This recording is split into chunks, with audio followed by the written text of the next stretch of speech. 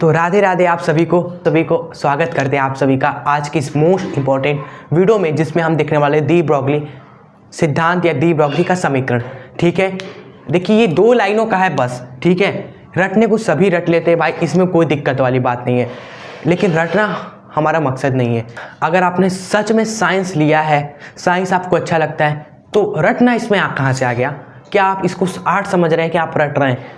तो बिल्कुल ही मत रटिएगा। आज 5 मिनट आप दीजिए, 5 मिनट में आपको पूरा ये डी ब्रोगली सिद्धांत समझाने वाले हैं। इसके पीछे जो मेहनत है, क्या है ये डी ब्रोगली, इसके पहले क्या क्या चीज़ें हो गई थी, उसके बाद ये कैसा क्या बात हो रही है, सब समझने वाले हैं। ठीक है, बस 5 मिनट आप सभी दीजिएगा, पूरा समझ रहे हैं ना, पूरा अंदर तक जाने वाला है दिल में तो कॉन्सेप्ट। एंड मेरा नाम, पता, एड्रेस सभी जानते ही होंगे। स्टार्ट करते हैं आज इस वीडियो में स्टूडेंट्स डी ब्रोगली समीकरण या सिद्धांत भी कह सकते हैं आप सभी। ठीक है, देखिए ये परमाणु संरचना चैप्टर चल रहा था, हमने परमाणु जाना, मॉडल जाना, क्वांटम संख्या जाना, इलेक्ट्रॉनिक विन्यास जाना। ठीक है, कुछ नियम देख लिए, पॉली हुंड वगैरह का। अब स्टूडेंट थोड़ा सा चेंज हो गया, मिरर समझ लीजिए, कॉमा लग गया। यहाँ तक परमाणु के बारे में जाना, मॉडल देखा, इलेक्ट्रॉनिक विन्यास कर लिया, कक्षक, उपकक्षक, कक्षा सब देख लिया।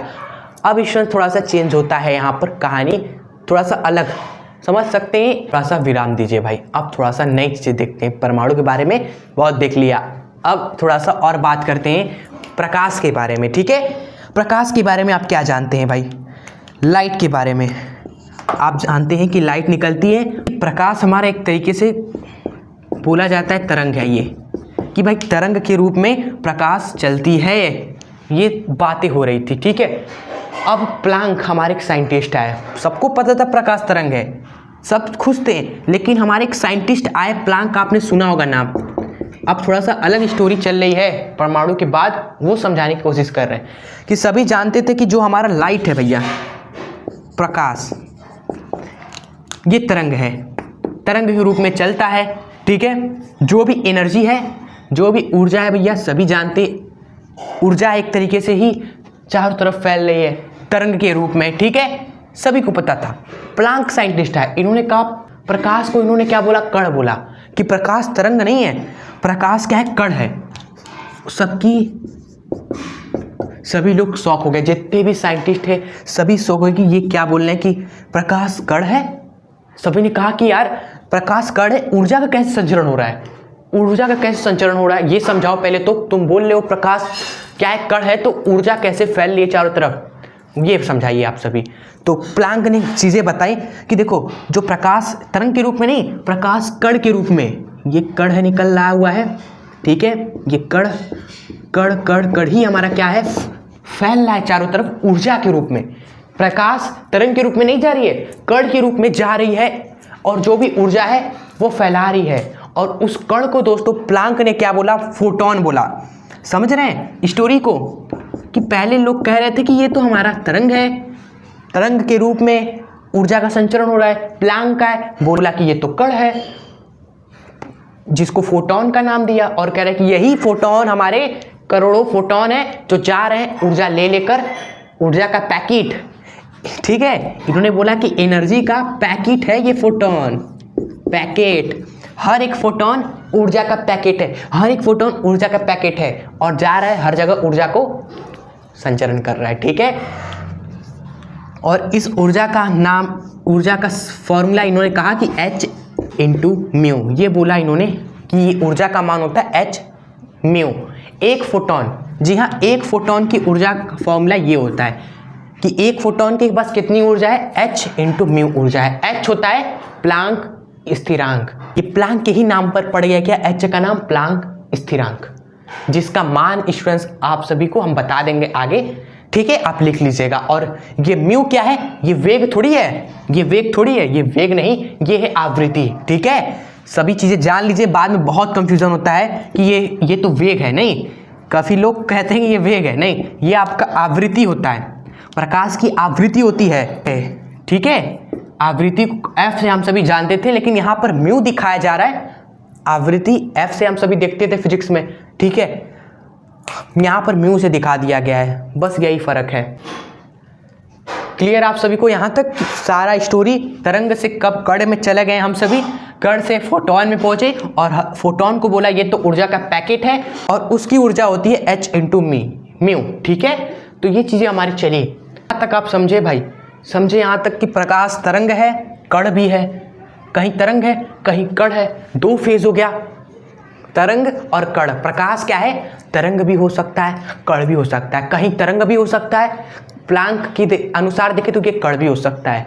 ठीक है, दो चीज़ें हो गई प्रकाश की, कण तरंग प्रकृति और स्टूडेंट्स कड़ी प्रकृति, तरंग प्रकृति और कड़ी प्रकृति, और यही को बोलते हैं द्वैत प्रकृति। प्रकाश की द्वैत प्रकृति होती है। प्रकाश यानी विकिरण, प्रकाश को विकिरण भी बोलते हैं, कंफ्यूज मत होइएगा कहीं कि इसकी दो प्रकृति होती है, एक तरंग प्रकृति और एक कड़ी प्रकृति। ठीक है स्टूडेंट्स, अब डी ब्रॉगली साइंटिस्ट आए 1924 में। ये सब 1900 की बात थी हमारी, 1924 में हमारे यहाँ डी ब्रॉगली। ठीक है, इन्होंने क्या बोला, आप थोड़ा सा कहानी आगे बढ़ाते हैं। प्लांक के बाद आए डी ब्रॉगली। ठीक है, अब वो क्या बोलते हैं, इनकी बातों को समझते हैं। ठीक है,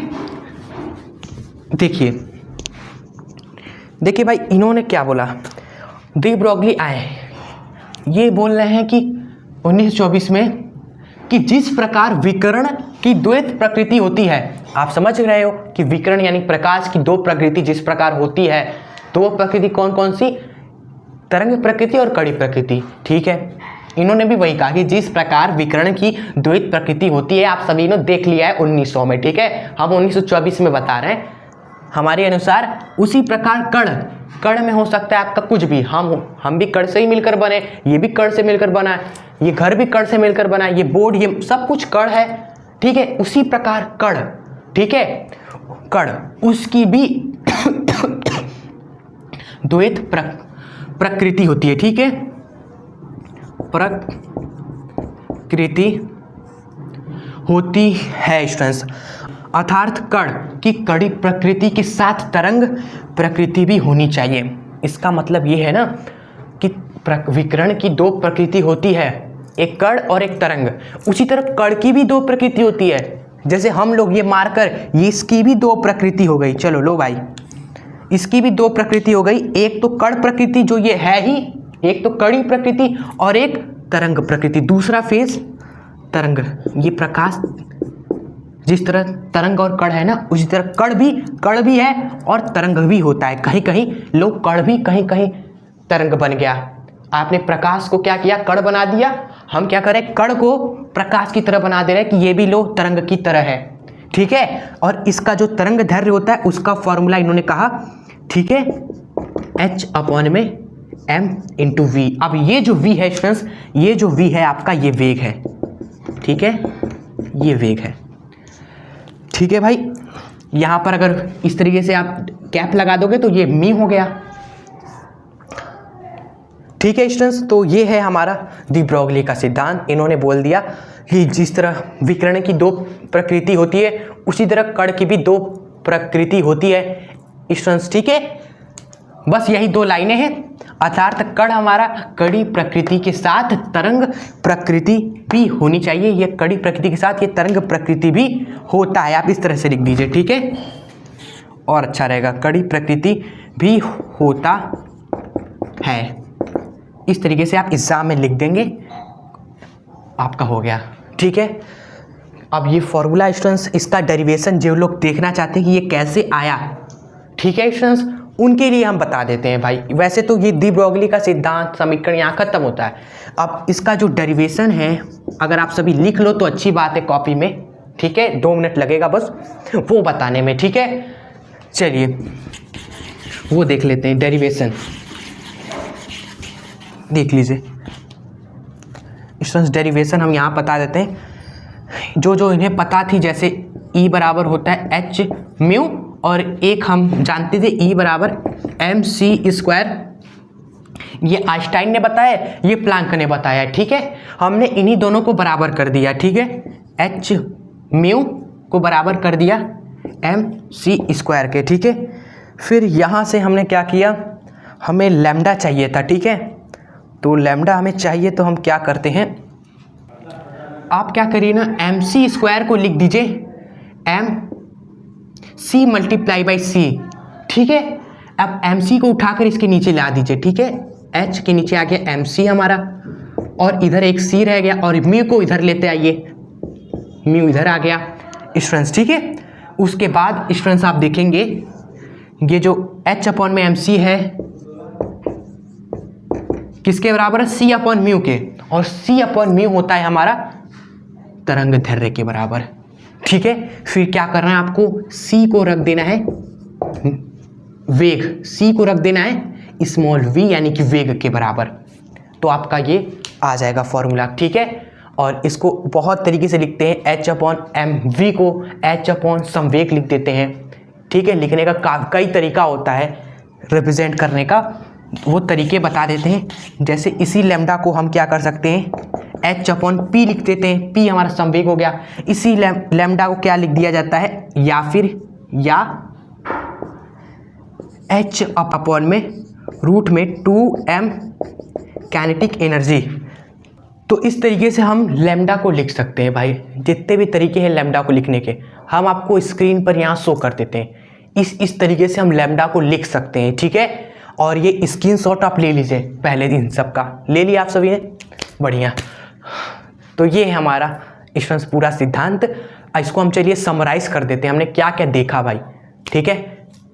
इसे प्लांक का सिद्धांत भी बता दिया, क्वांटम सिद्धांत क्या कहानी थी। प्लांक ने बोला कि हमारा प्रकाश तरंग भी है, कण भी है। फिर डी ब्रॉगली आए, इन्होंने कहा कि जिस तरह प्रकाश कण भी है तरंग भी है, उसी तरह कण तो है ही, साथ साथ ये तरंग भी है हमारा, ठीक है। एंड इसका जो तरंग दैर्ध्य होता है वो फॉर्मूला इन्होंने निकाला इस तरीके से, और उसी को अलग अलग तरीके से दिखा दिया भाई, ठीक है। हो गया हमारा डी ब्रॉगली सिद्धांत, छोटा सा था। आई होप आप अब समझ गए होंगे कि क्या है ये डी ब्रॉगली सिद्धांत अच्छे से। तो ये वीडियो आपको कैसी लगी आप कमेंट में ज़रूर बताइएगा, और शेयर कर दीजिएगा अपने दोस्तों मित्रों को भी, ठीक है। अब गर्मी आ चुका है, अभी इस वीडियो में पसीना ही निकल आया, ठीक है। चलिए, तो गर्मी है तो थोड़ा बच के धूप से रहिएगा, ठीक है। ऐसा नहीं कि धूप में जाना ही नहीं है, जाना है लेकिन कम, ठीक है। चलिए मिलते हैं आपसे आप नेक्स्ट वीडियो में। अगर वीडियो पसंद आई हो तो जो भी आप कर सकते हो लाइक सब्सक्राइब वगैरह कर दीजिएगा, ठीक है। तब तक के लिए जय हिंद, वंदे मातरम।